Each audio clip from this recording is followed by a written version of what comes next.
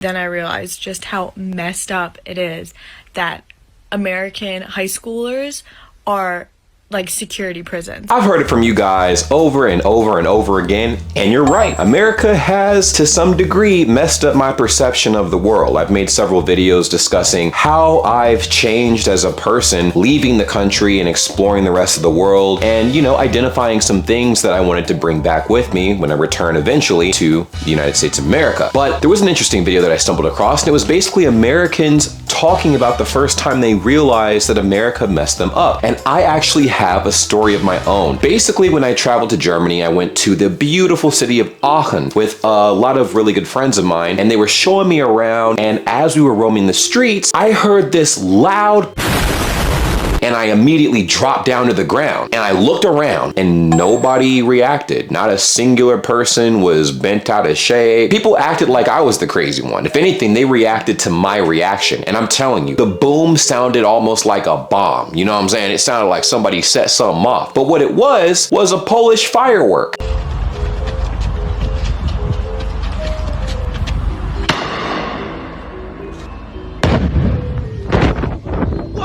But I was so used to where I grew up in Chicago that explosion like that was either a wild ass gunshot or something, or some kind of firearm or homemade, and it wasn't. But based on how I had lived and what I was around, I'm like, ooh, dang, that's crazy. And then, of course, everybody looked at me, they laughed, and we proceeded on with the rest of our day. All to say, there are a lot of things that are like this, probably not as extreme, that allow us to look at the situations that we're in and we're like, oh, okay, maybe it isn't that serious. Or maybe I had things messed up this whole time. I always wondered how Europeans or anybody else outside of the United States viewed Americans and how we react to situations that seemingly look unserious, but in, you know, almost aggressive or borderline hostile ways, and vice versa. I've seen countless situations and I've heard countless stories of Europeans traveling to the United States and us just pulling out guns to show them like, hey, look, we got a blicky. And of course they freak out. They're like, oh my God, good Lord, because it's a handgun. It's not a hunting rifle. It's just a handgun. And of course they freak out, but that's normal in America. So we're like, well, that's just everyday life. You know, you wake up, you load your gun, you gotta clean it out, you put it in your waistband or you put it in your holster of some sort and you move on like nothing's wrong. But in Europe, there's other things that put Americans on edge. And this is going to be very interesting. I'll share some of my anecdotal experiences throughout this video. And let me know, what was the strangest thing you saw an American do in Europe and you could tell it was maybe their first time or whatever that they just weren't used to? And then what was the weirdest thing that you experienced traveling to America for the people who have traveled to the United States of America before? What was the weirdest thing you noticed in America? And I know there is something weird y'all experienced out there in America, trust me. I know we got 1,000,000,003 things that are strange in the United States. So let's go ahead and get to this thing. Before we get started, make sure you guys like this video and subscribe if you guys are new. And let's go ahead and get into this first one. You're an American currently living abroad. What is one time that made you realize that America really messed you up? So I'm an American and I live in Norway right now. And one time I was going to help my friend with this project that she had, and this girl was still in high school. And so she was like, yeah, just come to my high school. You can help me out, yada, yada, yada. I was like, great. Where do I have to sign in when I get there? Do I need to wear a visitor's badge? Who do I talk to? What should I tell the front desk lady? She was like, what are you talking about? Just walk in and I'll meet you at my classroom. And my mind was blown. I was like, I can just walk into your school? Like, no, aren't they gonna call the police? Aren't they gonna send out an intruder alert? Like, I can't just walk into your high school and just walk straight to your classroom. No. Then I realized just how messed up it is that American high schoolers are like security prisons. This is actually very interesting because in a video I made recently, I was actually talking about a very serious event that occurred in Scotland, I believe. It was the Dunblane massacre. And I was referring to a post pertaining to a particular American that was talking about why it was such a big deal to not have phones in school, because how else are people going to phone their parents if a mass shooting happens? And of course, the response was there was one mass shooting that happened in Scotland a long time ago. The government fixed the regulations and rules and it never really happened again after that. And it opened up a can of worms because I commented on it and I was like, oh yeah, to be fair, I did see another angle of the phone situation because it is still concerning that kids aren't able to have phones in school. And I referred to the fact that when I was in school, my parents gave me a phone to let them know where I was, so they knew that I was okay, because I also hinted that there were abductions in my area. I grew up in Chicago, big city. There was a time period, and it still happens to this day, where kids get kidnapped on their way to school, coming from school, and even while they're in the school. Yes, that happens a lot. There are people that will impersonate a person's parent and take them out of school. Now in high school, that's a little different because you got a couple brain cells up there and stuff like that. But when you're a kid, you don't know any better, right? When you're a little kid, you don't know any better. So that's why there's all those measures in place. That's why we have metal detectors, because people have historically brought weapons to school. That's why we have heavy security, because things have gone awry. America is very chaotic. There is a lot of freedom in America, but unfortunately that freedom leads to people impeding on other people's freedoms, if that makes sense. Looking at that and realizing, dang, there are places in the world where you can just freely walk into a school because there is no reason to worry about kids being abducted. There's no reason to worry about a mass shooting happening at any point in time. That's insane. I mean, even saying that out loud brings chills to my spine, because I can't imagine a school environment where you can just walk in the school and nobody checks for you. That's weird to me, because I'm like, whoa, like every place I've ever been to, every school I've gone to, you had to sign in. You had to check in with the front desk. You had to have a visitor's badge. If you did not, and you just waltzed in the school, the cops would be on your ass like white on rice, okay? That's a real serious thing. So very interesting perspective from that young lady, because honestly, I would feel the same way. I'm like, that's insane that you guys just don't check. But it's not that insane when you look at the environment and the type of crimes in the area, the low crime rate in the area at that. You know, in America, it's very different. I'm telling you, there's a big thing too. You guys talk to me about it a lot. The fact that kids can just go to school by themselves without their parents taking them there. They take public transportation. They walk miles, kilometers to school by themselves. And in America, that's not common, because there is a huge possibility your kid's getting abducted, or something wild is going to happen to your child walking out there in the world to school by themselves. It's not common. One of the things I mentioned in the video where I talked about the 3 major things I learned from traveling outside the United States is the fact that I finally felt like myself, my actual self, was finally unlocked. Getting the chance to be in an area that was completely safe. It was outside the United States, and I got to find out who I was as a person. I feel like, unfortunately, many people live their entire lives and even die not knowing who they really are or who they really were, because simply they were not able to get out of a zone or a bubble that was crafted around them based on what was happening in this scenario. So let's go ahead and check out this next post. But before we do that, I did read a few comments in the comment section of this video. So let's check out a couple. I have to say, the thing with the Pledge of Allegiance is so weird, and I don't think many Americans realize just how strange it is. To most people in the world, having little kids stand up and recite political oaths every morning that they have no hope of truly understanding feels like the kind of thing you would see in North Korea or a certain period of German history, not in a modern liberal democracy. I absolutely agree. I made this point in a reaction video that I did a few years ago, and I'm like, yeah, I did find the Pledge of Allegiance to be a bit off-putting in the context of little kids saying it every morning as a ritual, you know what I mean? Like, not a singular child could tell you why it was important, but they just had to do it because the teacher told them to do it. And I'm like, wow, that's strange, because you don't see other kids doing that globally, right? There's this sentiment. I'm going to have a few Americans in the comments like, well, they didn't win as many wars as America won. And that's the problem. I'm like, why do we need to pledge allegiance to a flag when you were already born in the United States? You're going to school in the United States and you plan on being a productive member of society in the United States. Saying a pledge isn't going to make you more or less of an American. It's just very interesting, because for a while when I was really young, I didn't really think twice about it. But the older I got, I'm like, ooh, that is a little weird. Anyways, let's go ahead and move into our next comment that says, basically, health business is the #1 topic for 80% of these stitches. The rest are about safety, good food, quality of life, good yet affordable education, and the lack of gun violence. When you sum it up, that constitutes nearly all aspects of life. That only leaves one question. Why does the USA still have any people living in it? I understand why people still reside in the USA, and also Stockholm Syndrome's a son of a... This is just from studying studying abroad in the UK, we were at a public train station and you had to pay to use the bathroom, and I had never seen that before. And I was like, oh my God, that's like messed up, right? They were like, yeah, but we don't pay for healthcare or college.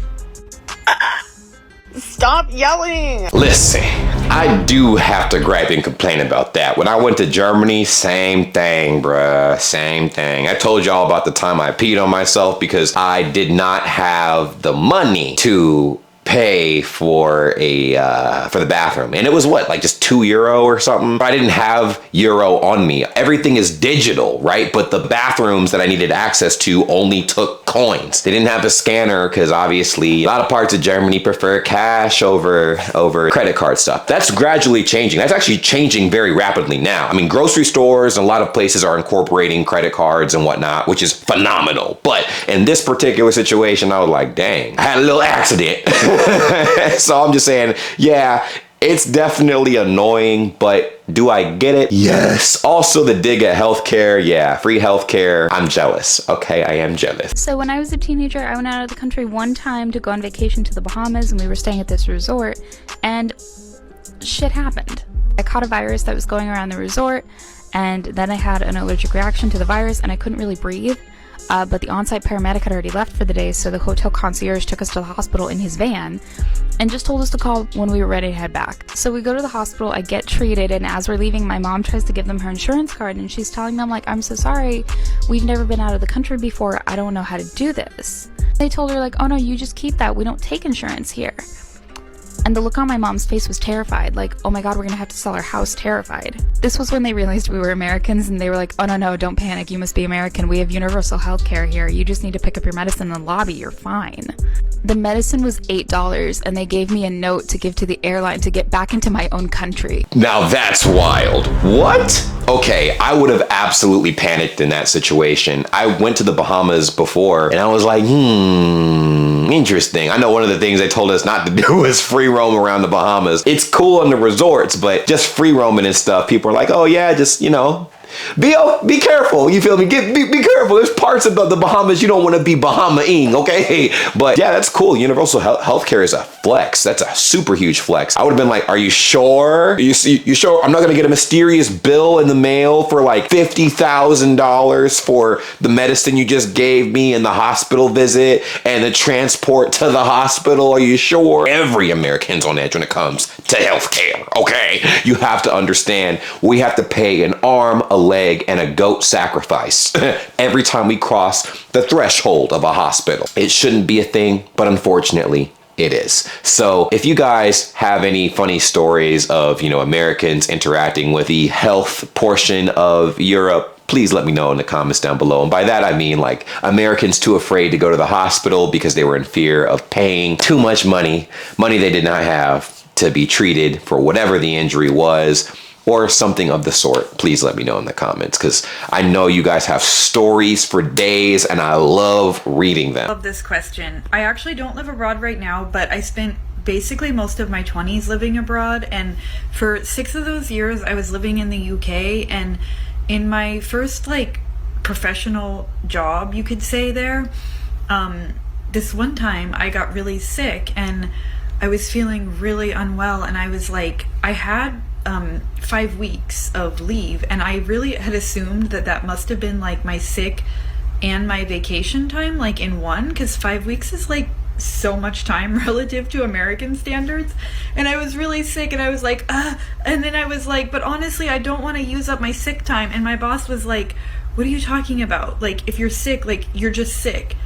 And I was like, but I only have, like, I don't want to use my time. And she was like, no, like, you're just sick. And I was like, wait, holy shit, really? I understand that sentiment all too well. It is interesting because, of course, the sick leave in Europe is insane. Like, that's separate from your vacation days. 25 days of paid vacation in Europe is insane. Now, y'all might not see it as insane, but then you get sick days on top of that. Listen, the capitalism And America will not allow for something like that. Bosses will be like, oh no, people will abuse that. We're going to lose so much money. It's not profitable for the business. No, we got to let you go. Listen, if people take more than 2 days, especially sick days in America, it's not uncommon for them to be fired, especially now, especially where the economy is right now. People are struggling to find jobs in the USA. I'm pretty sure globally, it's probably a similar sentiment. Global economy is not really doing the best. So you can imagine in a country like America where capitalism is the name of the game, you gotta work until you drop. You gotta work until you drop, right? And so if the way that the mentality is for a lot of,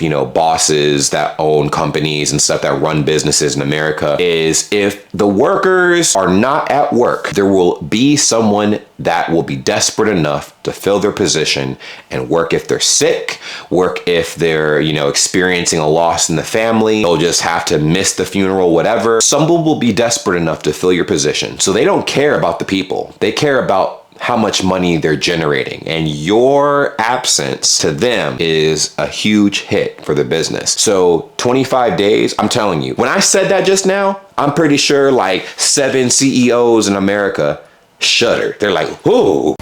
I went to uni in the UK and I still live there, so I've got a ton of these.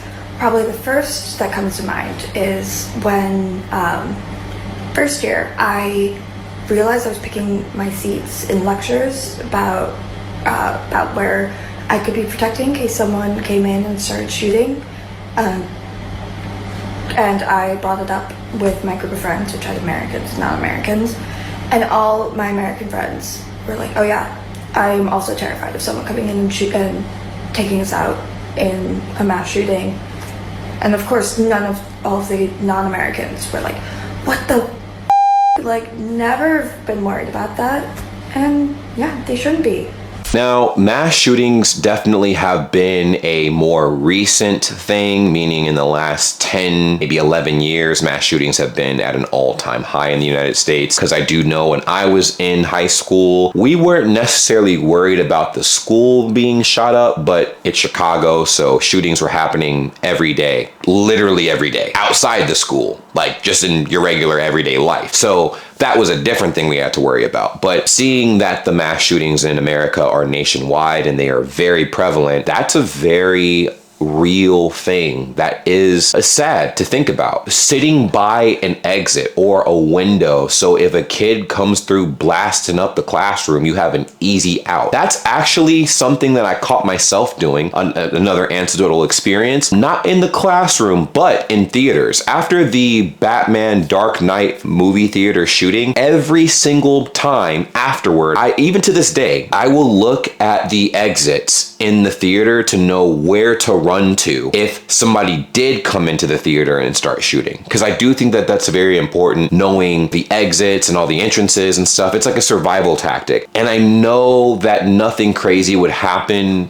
here, but there's a saying, obviously you have to stay ready so you don't have to get ready. And it's sad if you think about it, because why in the world would you have to worry about something that dire happening in anywhere other than America and in the schools of all places? Like, what the freak? That really impacts the experiences Americans have when they leave the country and go to other countries, because you bring that mentality with you. You're like, oh, I'm on high alert. Ooh, like, what if this happens? What if we're expecting the worst but hoping for the best? And I don't think that you should live life like that, but I do think that inherently Americans probably have some of the best survival instincts because of that. Did y'all know that in other countries they can go to the pharmacy and actually get what they need? I live in Addis Ababa, Ethiopia right now, and I went to the pharmacist and I was like, hi, I think I gotta have like a UTI, like, do you have any pain medicine, any cranberry? And she's like, why don't I just give you antibiotic? And I was like, then I go back and I'm like, hi, I'm going to South Africa next week, like on safari, like any good, mosquito repellent? And she's like, girl, you want anti-malarials? And then I get bold with it, right? I go in there, on another occasion and I'm like, I'm back, I'm waiting for my birth control, like, to come from the US. Like, it's taking a while, prescriptions and doctors and all that. And she literally threw the birth control at me. Amazing. Okay, throwing the birth control is a little diabolical, but that's insane. I mean, the whole point is all of that medicine was accessible and affordable. Like, I know I've done a bunch of videos on this, but still, that to me is shocking. I've only recently connected the dots and I'm like, okay, medicine should not be as expensive as it is. But again, capitalism, America, the society that every American lives in. Every American has to deal with that. And it's again, sad. It's very sad because imagine not being able to afford the medicine you need to literally survive. And that is the story of millions of Americans today, right now, as we speak. It's a privilege, damn near, to have access to medicines that will restore you to good health or keep you alive. And it should be a right to live, you know? But unfortunately, big pharma makes money off of people paying to get their medicines. But not just paying, because that's fine. Paying for medicine is fine, but paying ridiculously high prices for medications that would be otherwise like next to nothing in other countries and work just as good, if not better, in a lot of cases. So it's honestly sad. And then of course the saying, you get what you pay for, is also a thing. From what I've seen and what I've experienced, if you don't pay for better quality healthcare, you will get the quality healthcare you paid for. So I have a really embarrassing one. It was my first time getting pulled over by a German police officer. When the cop walked to my vehicle, I was like, why'd you pull me over? Geez, I can't get a break anywhere I go. Is it because I'm black? Then the police officer looked at me very calmly and was like, bro, in Germany, we do random traffic stops. Not only that, he also educated me on everything you need in the vehicle for a random traffic stop. After that, he didn't even do the random traffic stop. He just walked away and said, have a nice day. Very respectful. After he left, I just sat there dumbfounded and I was like, wow, in America, I'm so used to getting pulled over for being black for no reason, and it really changed my whole attitude towards police officers out here in Germany. Yeah, so super ignorant moment for me that I definitely learned from. One other thing that I do want to harp on a lot too is the internet definitely is more prominent than ever, and a lot of the stereotypes and things we see do affect how we navigate in certain spaces. Like I did obviously see, I mean, we've all seen it, a lot of cases of black men driving and stuff and getting pulled over, beaten, berated, a bunch of things. And it really skewed my perspective on interactions with the police as far as that goes. And I do have an interesting story. So I got pulled over only 2 times in my entire life, right? And the first time I was driving home from work and I didn't realize I was speeding. Well, there was a loudspeaker behind me and flashing red and blue lights. And of course I heard the whoop whoop, you know what I mean? And pull over to the nearest right you can make. And I'm like, ooh, shit. And so of course I'm blasting rap music in my car. I'm going crazy and stuff. And I also freaked out the second that I heard the megaphone. I'm like, ooh. So I pull over in this little cut, right? Kind of like in this neighborhood. Cop follows me and I immediately, as I'm pulling over, switch my radio station to some classical music, and I had a sunroof, right? So I roll down all of the windows of my car and I open the sunroof and I stick my right hand out of the sunroof and my left hand out of the driver's window, and I'm like, hello sir, and he's like, what are you doing? And I'm like, I'm reaching for my license and registration, sir, because I thought I was about to get blown to smithereens. I'm not gonna lie, right? All this stuff I had seen on the internet, I'm like, okay, every single cop is like this. And so he laughed his ass off and I was shaking. I'm like, oh, it's it. Like, I guess he likes playing with his food. So I'm like, oh my God. So of course he's like, dude, relax.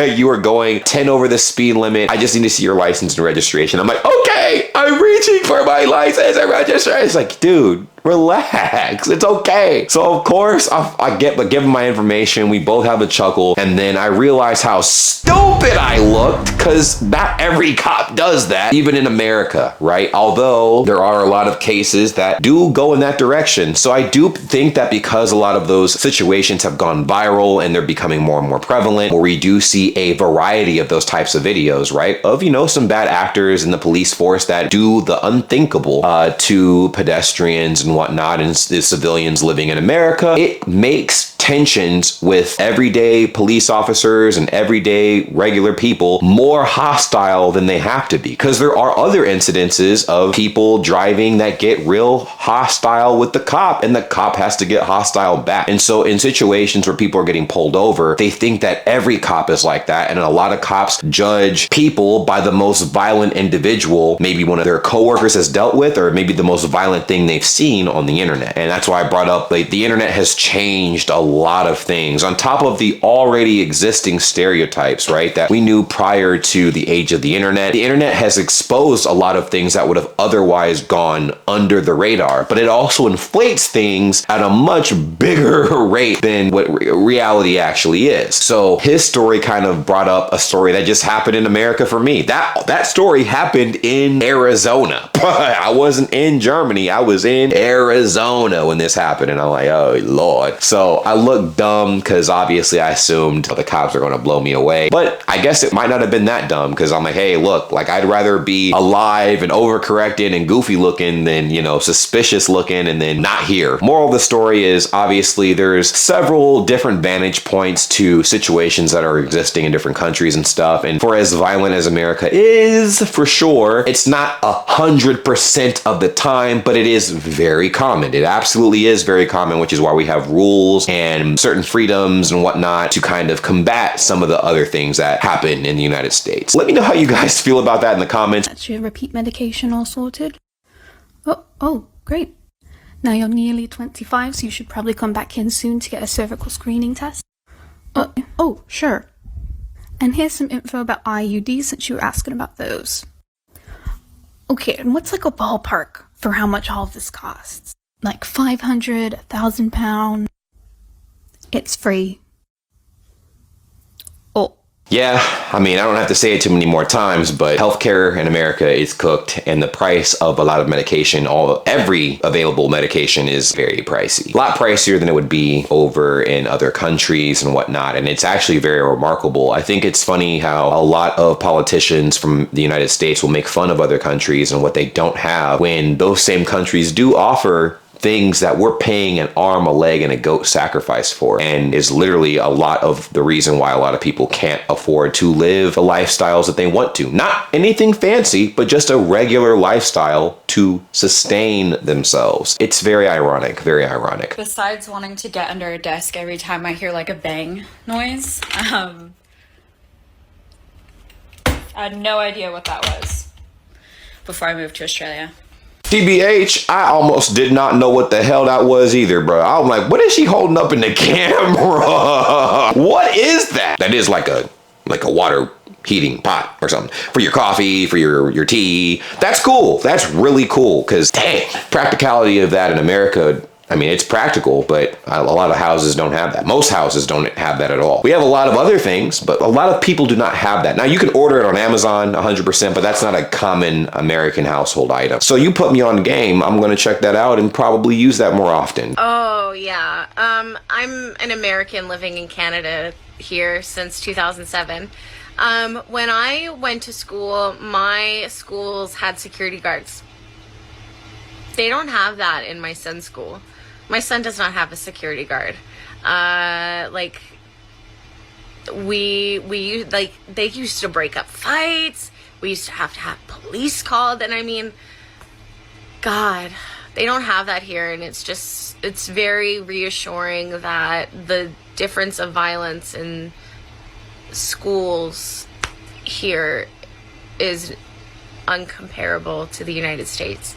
And I wish it was better. I wish it was different for everyone back home. Again, what I've talked about before, the metal detectors in schools, elementary schools, high schools, and everything of the sort in America, from the security guards, right? I had all of those things in the schools I went to, and they were put to work. These weren't just security guards that just clocked in, sat around all day, and clocked out. I mean, they were actively breaking up diabolical fights. Like, I know I use that word a lot, but trust and believe, when I say diabolical, I mean diabolical. I can give you an example. There was a girl, now looking at this now, I'm 30. I was 10 at the time. There were these two girls in my class that had, you know, a little bit of beef, and you would think these two little 10-year-old girls probably got, you know, flustered, went outside and slapped each other around a little bit. No. This girl had keys on her, on a key rack. It was like on a little keychain thing, and she wrapped the keychain around her fist, balled it up, and beat this other girl in the face. And of course, her face, you know, was opened up, and of course, the security guard came and tried breaking it up and got a little injured as well, because this girl basically crafted some brass knuckles out of keys she had on her. And mind you, they're both 10.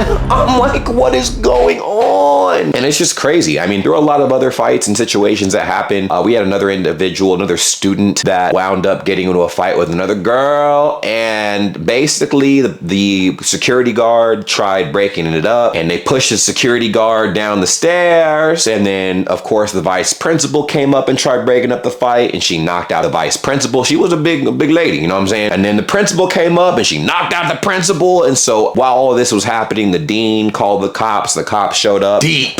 There were like 5-6 cops, tackled her and the other person she was fighting, arrested both of them. It was a wild sight, and oh my gosh. Yeah, there are security guards and metal detectors and high security in a lot of these schools for reasons. Things like that happen regularly. Not just child abductions, that can also happen as well. I'm telling you, any and everything can happen at these schools in the United States. And it's very interesting, especially the exchange students, like witnessing all this, right? It's like, dang, like, I wonder how what they think of this, right? For anybody that's in my audience that has visited the United States and had the interesting experience of going through an American high school at some point, or elementary school that had all of this security, what were your experiences? Please let me know in the comments down below. I'd love to have a discussion about it, because I've seen these things. I've seen other people see these things. I'm just curious if there's other people out there that would like to have this discussion in the comments. So I spent about 4 years in Berlin, Germany, working in advertising. And coming from New York, where my first 8 years in the industry, I just, you know, you don't take vacation. You just don't really do that. Well, I had to have a sit down with the CEO of my company and the head of HR, where they took my laptop and took my work phone and told me I could not come back to the office for 3 weeks because I had to use my vacation time. They were afraid that I was going to sue the company for not being allowed to take my vacation time. So they made sure that I literally could not work. Imagine that happening in the US. Someone literally taking your computer and your work phone away and say, go, come back in 3 weeks, enjoy your vacation. Honestly, Europe has a lot going for it that I wish Americans would understand. Things that would never ever happen in America.com, because that would never happen in America. I just told y'all about the whole capitalistic society that we live in the United States of America. There is not a fucking iota in hell where a boss would be like, oh my God, sweetheart, you're working too hard. Go home. Go home, take your vacation days. No, quite the opposite actually. You get penalized for taking your vacation days. You get penalized for taking sick days. Like I just mentioned, times like these where the economy isn't really thriving like that for real, you get looked at as lazy if you take sick leave. Like you're sick. You're looked at as lazy. If you can provide a doctor's note to prove that you're sick when you take your sick unpaid leave, they look at you as lazy. You're a liability. So what happens in most cases? Now a lot of cases, the first time you don't get fired, right? They're like, that's a gimme. The next time you get sick and you decide to leave work, oh, that ass is grass. And they're the lawnmower. They will pack your ass up and replace you in a millisecond. And vacation time, same thing. The longer you're away from work, the lazier they think you are. So I've been living in Italy for about 11 years now, 12 years. And I moved here to be with my husband. And in the US, I got my tubes tied after my third child and decided I didn't want any more, but he didn't have any, so we decided to do IVF, and I got pregnant with twins. At 13 weeks, I lost one, and once I lost that child, they considered me a high-risk pregnancy and took me off work from that moment on until 3 months after she was born, and I was paid 100% of my check. 100% of my check. And then until she was 1, I got to come home 2 hours a day to breastfeed her. 100% paid. Dang, bruh. This shit's so sad. It's so sad. It's sad because that'll never happen in America. Ever. That will never happen in America. I told you, like, the stick is how can we get people to work as hard as humanly possible while paying them as little as humanly possible so we can make as much as humanly possible. Again, like I said, if you have people that are taking maternity leave, sick leave, vacation, guess what's not getting done? The work that makes your money. So that's the mentality of the big corporate peoples that run businesses. And it's unfortunate because society suffers because of that. People are too scared to take time off. Again, it is not uncommon for mothers in America to be completely out of a job because they, gave birth and they have to be there for their child. And then boom, they lose their job because the job is not accommodating. They should not do that. And I think there's some legal isms that you can fight, but people don't have the money to have legal representation. So companies know they can get away with letting people go like that, especially in times like this where people are chomping at the bit to get anything, any job, any and every job they can get their hands on, man. Like, wicked times we live in. And also just a really messed up ideology when it comes to how the country treats its people, and then masks it with, oh, well, you guys have everything you could have ever wanted, so why complain? I do think that it is okay to complain. I mean, hey, I learned that from Germans. You know what I'm saying? Like, you guys complain about everything, but things change because of the complaints. It's funny because I think what I learned in general through my journey obsessing over Germany and Europe and stuff like that is you guys don't just complain. You guys offer very reasonable solutions to whatever you're complaining about. Like, oh, the food would have been a lot better if they added these 3 spices in it. It wasn't very good, but if they added these 3 spices, it would have been phenomenal. A complaint and a solution. I'm with that. That's cool. But a complaint with no solution is insane. Oh my god, oh my god, oh my god. Okay, kids, this one's for me. This one is for me. I'm literally about to go to sleep right now, but I saw this and I have to respond right now. So much so that this might become a series. So, part 1. I lived in Galway, Ireland for a year, all of 2020. Yes, all of 2020.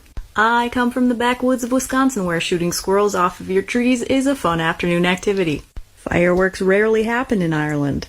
It was Halloween night. I heard pops in the sky. My first reaction was, who's shooting? Obviously no one was shooting a gun. My neighbors were celebrating Samhain, the Irish tradition of Halloween. Come back for part 2. I have so much more to tell you. Bye. That sounds similar to the the first story I opened this video with. A Polish firework in the middle of the day, but scared me. And I thought my life was in danger. Not a singular person reacted. They all chuckled at my reaction of dropping to the ground like someone was about to point a missile at me or something. So it's funny. It's the age-old joke. Gunshots or fireworks? Because in America, you getting one, the other, or both. So I started my new job in the Netherlands. This was 3 years ago, and I was going through the company policy the first week. And I got to the section about leave, and they have a holiday leave, like PTO, and then they had sick leave in 2 different areas. And I was reading about sick leave, and I turned to my coworker, and I was like, I don't understand. Like, it talks about like the requirements for sick leave and like doctor notes like after 3 days, but how many sick days do we get a year? And she's like, what are you talking about? I'm like, how many are there? It doesn't say. She's like, it's just if you're sick, you're out. I'm like, I don't understand. She's like, it's unlimited. It's just if you're sick, you take a sick day. She was confused. I was shocked. There's a moment I realized in America and how we deal with people being sick with work. Oh my dang goodness. Okay, what? So this whole time I'm listening to all these experiences, I'm thinking, okay, you have a set amount of sick days and you now have 25 days of vacation on top of that. You have unlimited sick days and 25 days of paid vacation. I'm telling you, every CEO in America is shivering in their motherfucking timbers, okay? Because that could never happen in the United States. That could never happen. That could never happen. They'd be like, what about my workers? What about the work? What about the products being produced? Now, you obviously can take vacation in America, but again, the stigmatism behind vacation days, especially sick days, oh my God, they will think you're the laziest person on the planet. Even if you are, if you're legitimately sick, they will think you're the laziest person on the planet. But if you're sick and you're at work, I'm telling you, it's almost very common for people to still work while they are chronically sick. They're coughing, they're throwing up, all kind of craziness, and they're like, womp womp, get back to work. I feel sorry for the Americans. They don't know how liberating it is when you have universal health insurance. No fear of going broke if you get sick or have an injury. This is how you can really enjoy your life, but they don't know. Yeah, it's very unfortunate. We don't know until we travel outside the country and we're like, dang, I guess we're missing out on a lot. Is there something like that for you guys that traveled to America and you're like, dang, I wish we had these things, right? Like, do any of you guys actually want gun laws like America has in your country? I mean, that could be pretty interesting, right? Or there's gotta be something, right? Let me know what those are. If there's nothing, then dang, I guess there's nothing. Students still in America with many friends abroad. They find it insane we have active shooter drills every quarter. I didn't know this wasn't a regular thing. I've had them since kindergarten. I never even thought that it was bad. We were told we need to know where to hide just in case a bad person came into our school trying to hurt us. I don't know how my teacher told us that without breaking. Well, I can tell you, when you have lived in an environment where that is very normal, you get desensitized to the intensity of how real of a possibility it is. So I grew up in a very interesting part of Chicago. Not all of Chicago's like this, but there are a lot of parts of Chicago that can get like this. You know, shootings were very common. Very, very, very common. A lot of crime in the neighborhoods in Chicago, and it happened so much, you kind of just tone it out. There was an incident that wasn't a gun crime, but there was a lady getting beat up on a train. I told this story a bunch of times in a lot of my videos, and I didn't do anything, right? Because I knew that if I jumped in and helped her, I would get beat up, stabbed, shot, all the above. And sure enough, a gentleman gets up to try to, get these guys off the girl getting beat up on the train, and they beat this guy almost senseless. Not a singular person did anything because all of us were terrified. Very, very common thing. And eventually it happened so much that you're like, oh, just another Sunday. It's sad. I should have done something. I was a kid, but still, I could have at least called somebody, right? But again, that makes you a target because they see you calling the authorities, so they will beat that phone out of your hand. Very stark reality, honestly. So it's unfortunate. And active shooter drills, that's very sad and scary. Kids go through that, right? That's like their introduction to their school in America. Oh, hey, look, welcome to so-and-so school. Here's what you need to know in case one of your fellow classmates decides that his mom didn't give him enough V-Bucks and he's gonna light the school up like a Christmas tree. Americans don't get it. The health system in the USA is a business, not a care system. Yeah, we should just drop the care part of healthcare in America and just call it health. Just call it health core, because it is a corporate business that leeches off the pockets of the people. And when you see Americans put up GoFundMes for their family members, like, oh, my mom has stage 4 cancer and she can't afford chemo, but with your help she can, and then they post a GoFundMe, and you guys are like, dude, why don't you just take her to the hospital and get them to get her the treatment? Well, it costs money, and many people can't afford that. Most people can't afford what it costs. So they do have to reach out to the public and see if anybody is kind enough to donate something to help them cover hospital costs. It's a very common thing, unfortunately. I'm an American, and when my son was a child, his meds were more than my rent, car payment, or any other bill I had. It took about 1 week for me to make enough to pay for his meds, and doc visits were my second highest bill.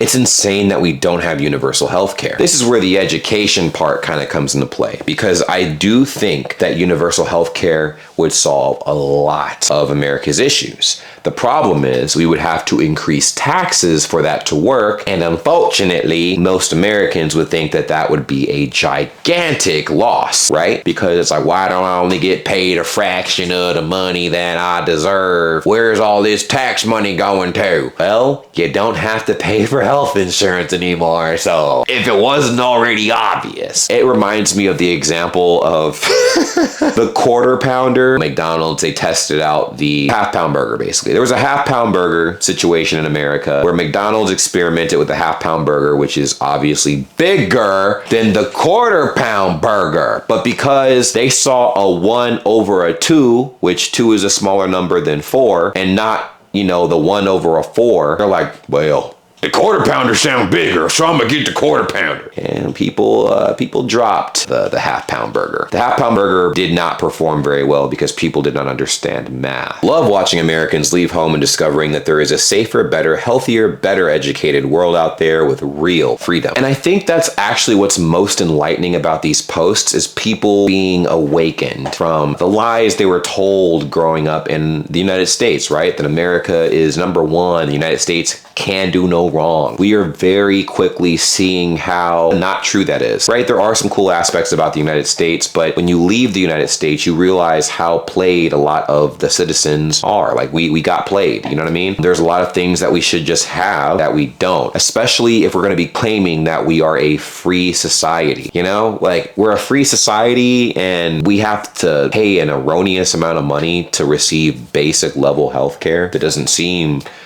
free to me. There's other things too, right? Like the food regulations and what we consume that cause these health problems that put us in the palms of big pharma in America. I mean, I don't want to get into that though. That's too deep. I understand why Americans always ask God to bless America. It really needs it. Many Americans do not want a social security system like in France. What is incomprehensible is the cost of care. An American friend needs a shot that costs him $10,000. In France, it costs 800 euros before being pushed back. Who's abused? Again, another healthcare trope, man. It's a sad reality, man, and it becomes more and more apparent. You know, one of the wildest things I ever heard was that in Germany, you guys are covered by your health insurance so much to the point that you can leave the country, get injured, whatever, and still your copay is next to nothing. You know what I mean? Like when you get injured and have to go to any hospital outside of Germany. And I'm like, damn, that's fucking dope, dog. And that Americans are surprised and don't know that healthcare in Europe is free just shows how ignorant they are. Well, I can't say that you're wrong, because I did not know healthcare was virtually free. Now, it's not entirely free in Europe. There are some copays you have to pay in Europe, but they're astronomically cheaper than America. They might as well be free. You know what I mean? That's interesting. Very interesting. I mean, yeah, there are a lot of ignorant Americans, and we're the butt of most jokes when it comes to intelligence, okay, and everything else. But I think that's slowly changing. Fortunately, we do have the internet, and a lot of people are realizing how uneducated they are and how ignorant they are. So they're starting to slowly develop a curiosity to leave the country, not permanently, but just to have a better understanding of how they can recalibrate their lives and live the lives they truly want. Let me know how you guys feel about this video. I thought it'd be an interesting one to show you guys and whatnot, because oh my gosh, we got a lot of things to work on.